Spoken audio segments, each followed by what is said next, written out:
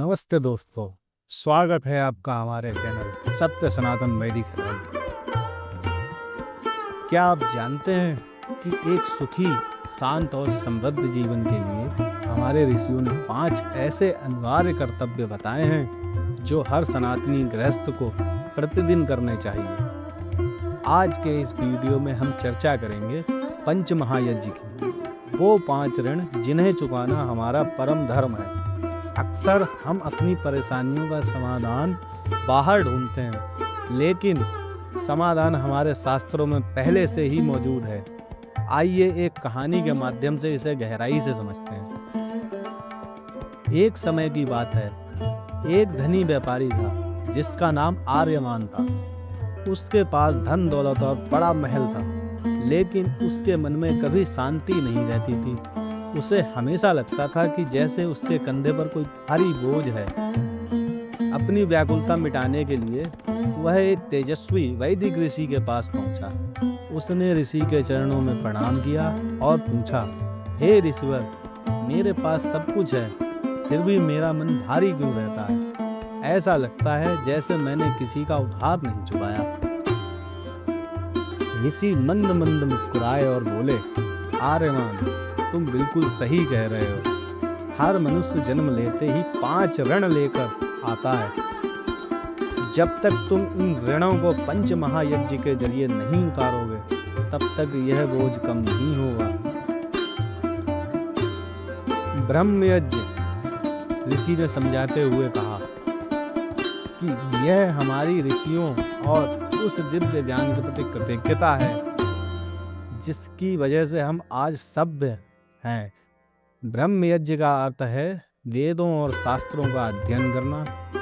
आर्यमान को एहसास हुआ कि वह केवल व्यापार की गणना करता है, लेकिन कभी उसने आत्मज्ञान के लिए समय नहीं निकाला। प्रतिदिन श्रेष्ठ ग्रंथों को पढ़ना, गायत्री मंत्र का जाप करना या ध्यान करना ही ब्रह्मयज्ञ है। दूसरा, देवयज्ञ।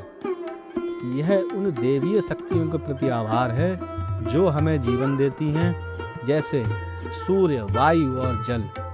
ऋषि ने बताया कि अग्निहोत्र या हवन के माध्यम से हम प्रकृति को वो वापस लौटाते हैं जो हमने उससे लिया है। सूक्ष्म रूप में घर में दीपक जलाकर ईश्वर को धन्यवाद देना और वातावरण को शुद्ध करना ही देवयज्ञ है। तीसरा, पितृयज्ञ। ऋषि बोले, पुत्र, जिस शरीर पर तुम्हें गर्व है वह तुम्हारे माता पिता और पूर्वजों की देन है। उनके प्रति सम्मान प्रकट करना ही पितृयज्ञ है। जीवित माता पिता की सेवा करना, उनकी आज्ञा का पालन करना और पूर्वज शरीर छोड़ चुके हैं उनका श्राद्ध पूर्वक स्मरण व तर्पण करना इस यज्ञ का हिस्सा है। चौथा, बलिवेश देव यज्ञ। आर्यमान ने बड़े ध्यान से पूछा, ऋषिवर, यह यज्ञ क्या है? ऋषि ने समझाया कि हमारे घर में भोजन बनाते समय अनजाने में कोई सूक्ष्म जीवों की हत्या हो जाती है। उस पाप की निवृत्ति और समस्त चराचर जगत के पोषण के लिए भोजन का एक हिस्सा अग्नि के माध्यम से चींटियों, गाय, कुत्तों और पक्षियों के लिए निकालना ही बलिवेश देव यज्ञ है। जो मनुष्य केवल अपने लिए पकाता है वह पाप खाता है, लेकिन जो दूसरों को खिलाकर खाता है वह अमृत चखता है। पांचवा, अतिथि यज्ञ। अंत में ऋषि ने बताया कि मानवता की सेवा ही ईश्वर की सेवा है। अपने द्वार पर आए किसी भूखे या प्यासे व्यक्ति का सत्कार करना, बिना किसी स्वार्थ के किसी की सहायता करना अतिथि यज्ञ कहलाता है। यह सिखाता है कि पूरा संसार एक परिवार है। ऋषि की बातें सुनकर आर्यमान की आंखें खुल गईं। उसने इन 5 कार्यों को अपने जीवन का हिस्सा बनाया और देखते ही देखते उसका मानसिक बोझ खत्म हो गया।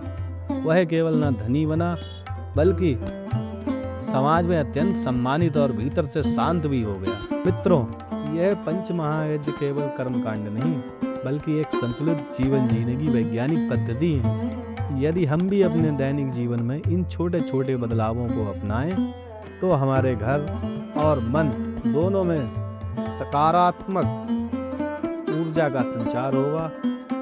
आशा है कि सत्य सनातन वैदिक धर्म का यह प्रयास आपको पसंद आया होगा। कमेंट में जय सनातन जरूर लिखें और इस ज्ञान को दूसरे के साथ साझा करें। मिलते हैं अगले वीडियो में। जय श्री राम।